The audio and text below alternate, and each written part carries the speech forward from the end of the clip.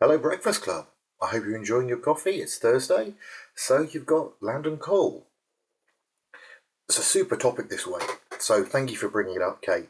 This one about personhood, what makes a person, and obviously there's an awful lot in it.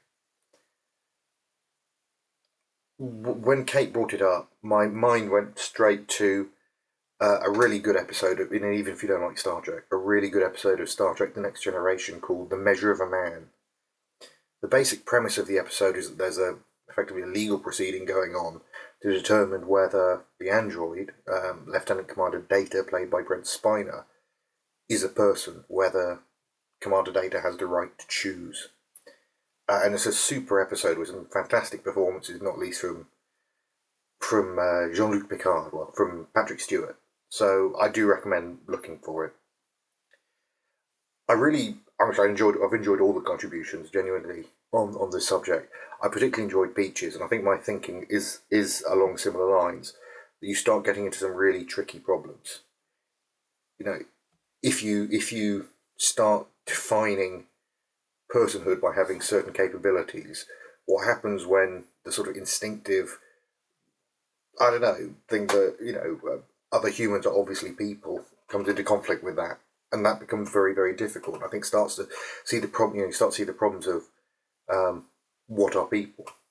The extension I would make to it is if you're saying that you need some sort of consciousness and self awareness, you know, persistence of vision and so on, persistence of image of the world, permanent image of the world and so on, the ability to self reflect.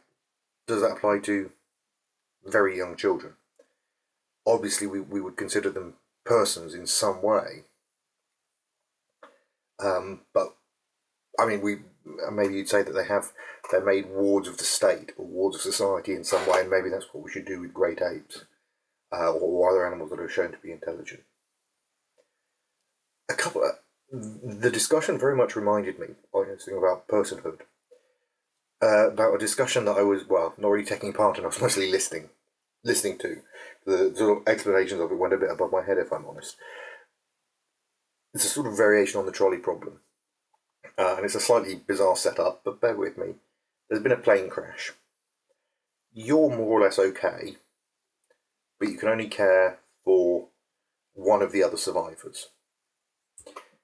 The two survivors are somebody in a persistent vegetative state, a human in a persistent vegetative state, so somebody who is brain dead, and the other survivor is a chimpanzee. I believe chimpanzees are one of the animals that are generally given as being particularly intelligent and so on. Who do you care for? Instinctively you say or should be the human, but the human, even if you cared for them, will never regain consciousness.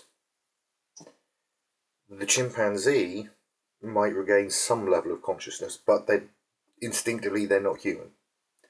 What's the right decision to make in that instance? And I sort of came around to the position that you end up having, you'd end up sort of having to help the chimpanzee, but in some way it feels wrong. And I think it's part of the reason this is so difficult, that we've got all sorts of conflicting emotions and thoughts about this.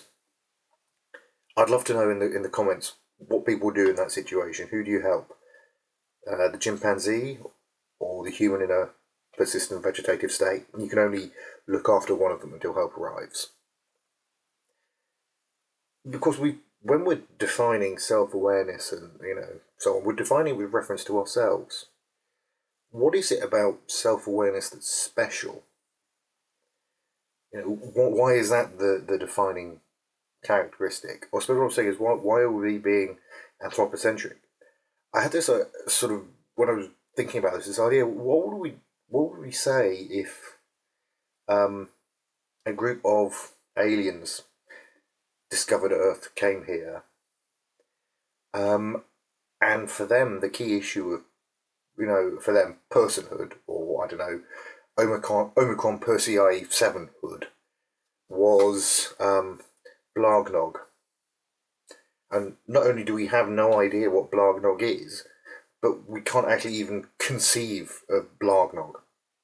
I hesitate to say on some high level of consciousness, but in some way they're particularly advanced, so on. And they were having a discussion. I don't know, maybe they're watching broadcasts of YouTube saying, yeah, look, aren't those Homo sapiens cute? The way some of them almost have a little bit of Blargnog, and maybe they're having a discussion about whether it's right to eat humans. It's a funny conversation to have, but it's the same one that effectively we're doing about some animals, and that's a slightly discomforting thought. Anyway, let me know what you think in the comments. And as for tomorrow, Kate, it's over you to sum up. But it's been a super topic. I'm London Cole. I am only happy when it rains. Fortunately, I live in England where it rains a lot.